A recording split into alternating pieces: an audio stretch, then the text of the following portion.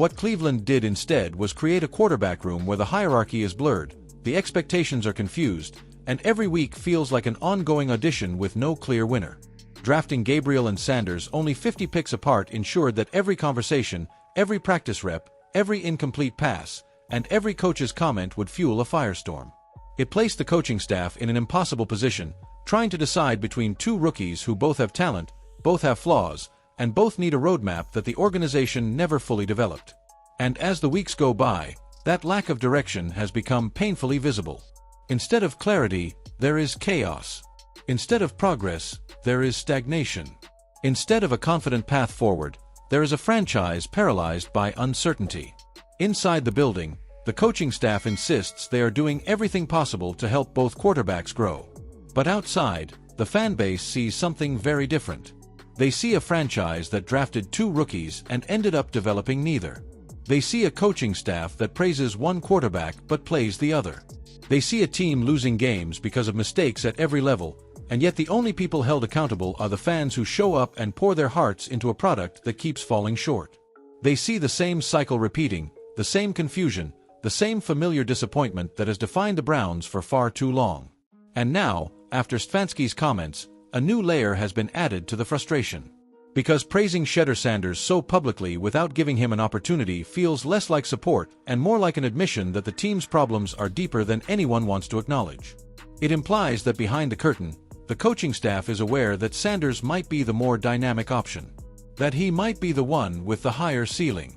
That he might be the quarterback who could inject life into an offense that desperately needs a spark. But they're choosing not to find out. Whether that choice comes from fear of making a change, loyalty to Gabriel, or a desire to avoid placing too much pressure on a rookie, fans don't care. All they see is another season slipping away without answers. The stakes are even higher when you consider the broader context of Cleveland's history. No franchise understands quarterback heartbreak like the Browns. They've endured bust after bust, rebuild after rebuild, new regime after new regime, each one promising stability and delivering heartbreak. So when the team drafts a quarterback with the pedigree and potential of Sanders, only to leave him on the bench while losses pile up, it feels like déjà vu in the worst possible way. It feels like another chapter in a book fans have been forced to read too many times. Behind the scenes, the pressure on Stefanski is reaching a boiling point. This is a coach who arrived with promise, delivered playoff success, earned league-wide respect, and seemed poised to lead Cleveland into a new era. But football is unforgiving.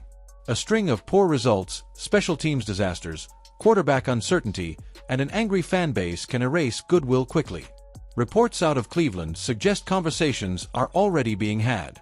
Ownership is watching closely. Media is circling. Every loss adds weight. Every questionable decision magnifies the scrutiny. And now, the handling of Shedeur Sanders might be the moment that decides Stefanski's future. If Sanders is truly practicing at a high level, truly preparing like a professional, truly executing in red zone drills, then what message does the coaching staff send by continuing to keep him sidelined? How long can that dynamic last before the locker room starts to question the process? Veteran players want to win now. They want the best player on the field, not the safest choice, not the most experienced rookie. If they suspect the coaching staff is playing favorites or avoiding tough decisions, trust erodes fast. And once trust is gone, a team's season goes with it. Meanwhile, the fan base is screaming for action. They don't want another press conference. They don't want another explanation about practice reps or developmental timelines. They want results. They want change. They want hope. And increasingly, they believe that hope lies with Sanders. Even if he struggles, even if he makes rookie mistakes, at least fans would feel like the organization is trying something different. At least they'd have a reason to believe. Because doing nothing is the one thing they can't accept anymore. The most fascinating part of this entire saga is that the answer may already be sitting in front of the coaching staff. At some point, if the goal is to win football games, the Browns must ask themselves a simple question. Does sticking with Gabriel give them the best path forward?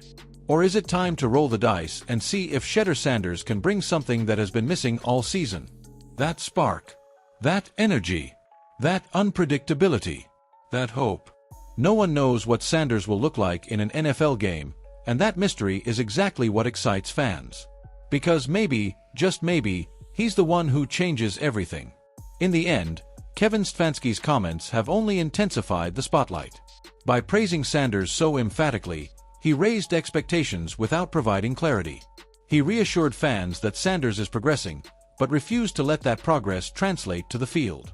And he reignited a debate that will only grow louder with each passing week.